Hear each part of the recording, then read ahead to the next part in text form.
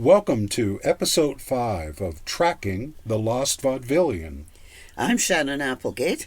And I'm Daniel Robertson. We are traveling over 7,000 miles following the route of Harry Clinton Sawyer on his vaudeville tour of 1907 and 1908. Where was he? Why are the records so uneven and so hard to find? Today, we are exploring St. Paul and Minneapolis, Minnesota, from our base camp 11 miles south of town. At the beginning of our research, we located a digitized copy of a 1919 booklet entitled Vaudeville Trails. It was published by Herbert Lloyd, a man who produced guidebooks for entertainers. Lloyd details everything a vaudevillian needs to know, town by town, as they travel from gig to gig. As Harry traveled to St. Paul from Fargo, North Dakota in 1908, if he'd had a similar guidebook, he could have seen a map of the city where he was performing, showing the train depot and the theaters, including the Majestic on 7th between Wabasha and Minnesota Streets in St. Paul. The booklet provides oodles of useful details listing theaters in various cities, including the theater staff and their names, the dimensions of the stage, the instruments in the orchestra, the number of dressing rooms, and who provides laundry and dry cleaning and tailoring. Harry, who was called the best-dressed vaudevillian, would have liked that. Ads also highlighted hotels and restaurants and menus, even dentists, as well as train schedules and occasionally even a golf course. In 1908, Harry performed in the Unique Theater in Minneapolis during the first week of July. Then he traveled to Fargo, North Dakota, before returning to the Majestic Theater in St. Paul in the last week of July. Both Minneapolis and St. Paul were thriving vaudeville cities in 1908. In Minneapolis alone, there were 14 vaudeville venues, including the Bijou, Criterion, Dewey, Electric, Gem, Lyceum, Majestic Family, Metropolitan Opera, Orpheum, Scenic, and Unique Theaters. St. Paul had a similar number, with some of the same names for theaters, because the same people running the circuits owned them. In July, Harry's performances in both cities were advertised and reviewed. That's lucky, because that's not always the case in these things. Sure isn't.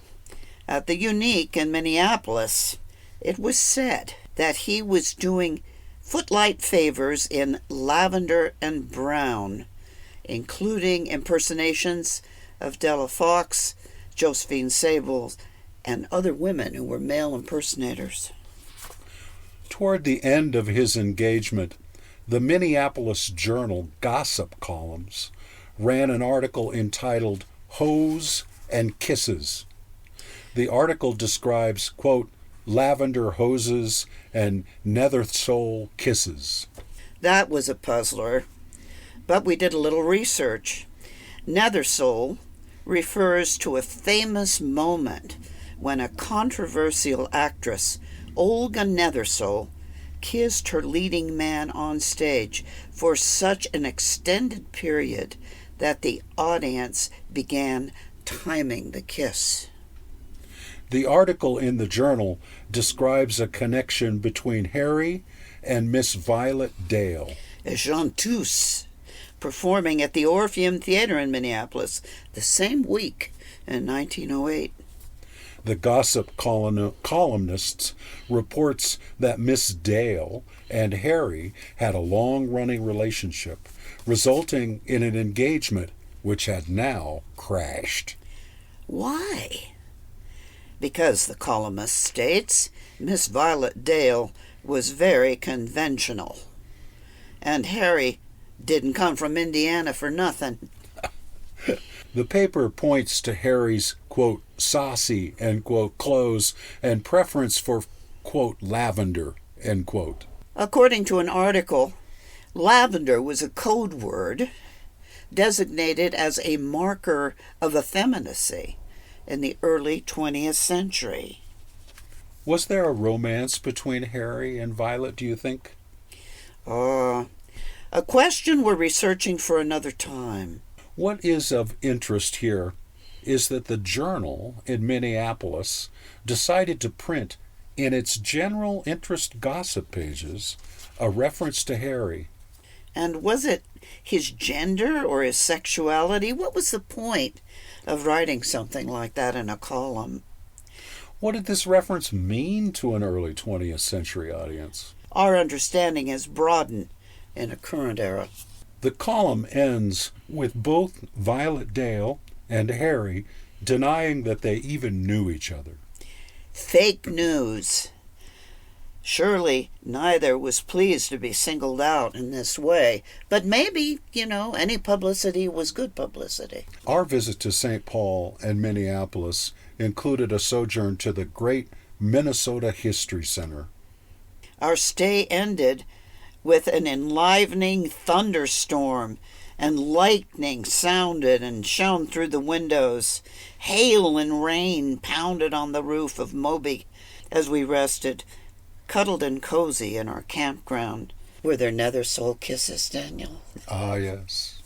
Dawn brought a cloudy day as we traveled along the fabled Mississippi River, heading for points south. Old Man River, that old man river. I'm sorry. Join us next time as we explore the northern edge of the great American South. So long.